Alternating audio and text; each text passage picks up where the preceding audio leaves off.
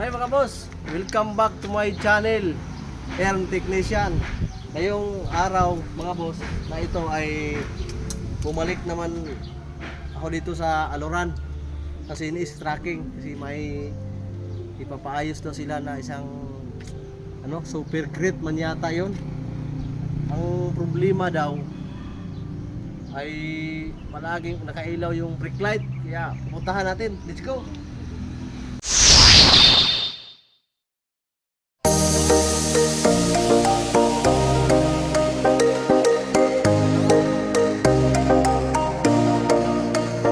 Saan po ba dito? Yan. Yan yung aayusin natin ngayon. Mga boss, yan. Palagi daw itong naka-on yung brake light kahit hindi pa inapakan yung brake. Kaya, let's go.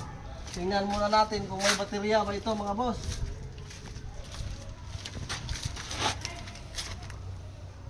Ayun. May baterya. Nakakabit na. So, punta tayo sa taas. Agoy. Sirado.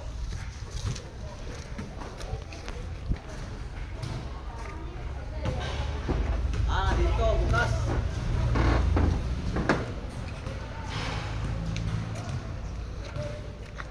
So, try kung i-on yung susi para makita natin kung nakailaw ba yung talaga yung sabi nilang brake light.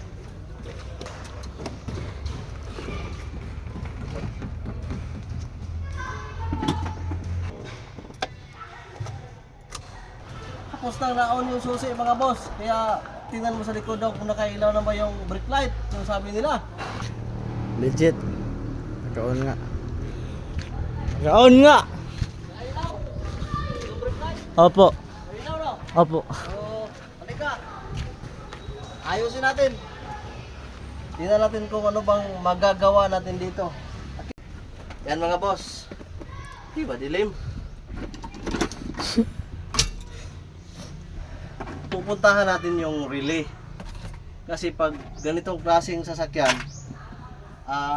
parang 6R10 man yata yung makina nito mga boss, 6R10 na Mitsubishi.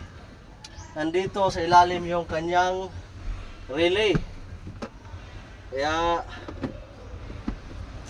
titingnan natin. Ito yung relay sa brake light. Ito. Tapos sa park light mga boss ay tatlo. Ito isa, dalawa, tatlo. Sa headlight naman mga boss, ito yung headlight low. Ito yung sa low at saka ito yung sa high.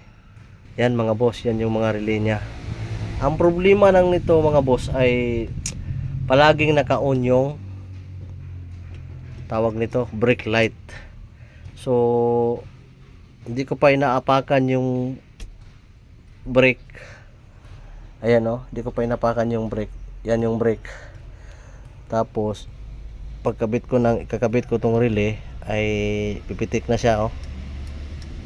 Yan oh. Yan. So ngayon wala diyan ang problema. Hindi dito sa relay yung problema. Kaya ngayon ay pupunta kami sa brake switch. Hahanapin muna namin yung brake switch. Punta kami sa ilalim. Tanggal muna namin yung cover. Yan oh. Tanggalin muna namin yan kay nasa ilalim niyan yung brake switch. Hindi kasi masungkit sa ilalim ng diyan sa ilalim. Kaya tatanggalin muna namin yan para makita namin yung switch at matesting namin baka yun ang problema. Andito sa ilalim yung kanyang mga brake switch. Yan mga boss, tuturo ko sa inyo. Tatlo ang kanyang brake switch mga boss. Ito yung isa. Yan oh. Tapos itong dalawa. Ito at saka ito. Ito yung tatlong switch, brake switch niya. Yan oh. Ang problema mga boss ay itong isang switch, ito ito yung problema. Palaging nasa ilalim niyan. Ito yung problema ng switch, kaya ito yung sakit niya. Ang ginawa ko mga boss ay binunot ko na tong sakit. Pero nag-function pa rin yung brake niya kasi nandito pa yung kabila. Ito. Tsaka yung isa, yung pangatlo. So okay pa rin, may brake light pa rin siya. Yan mga boss, solve ng problema. Pwede pa itong pabiyahin. So try natin i-testing uli. Akyat muna ako dito para matesting final. On muna natin yung susi. Ayan. So tanawa daw kaya kung breakan.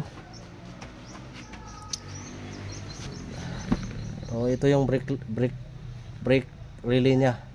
So apakan ko yung brake. Yan. Yan, no? Oh. Oh, so okay. Okay na mga boss. Sa wakas ay na-solve din. Okay na daw? So okay na daw, sabi ng anak ko. Siya yung tumingin sa likod. Kaya yun lang muna sa ngayon mga boss. Maraming salamat. Huwag niyong kalimutan palaging suportahan ng aking channel. Maraming talagang salamat. God bless sa inyong lahat mga boss.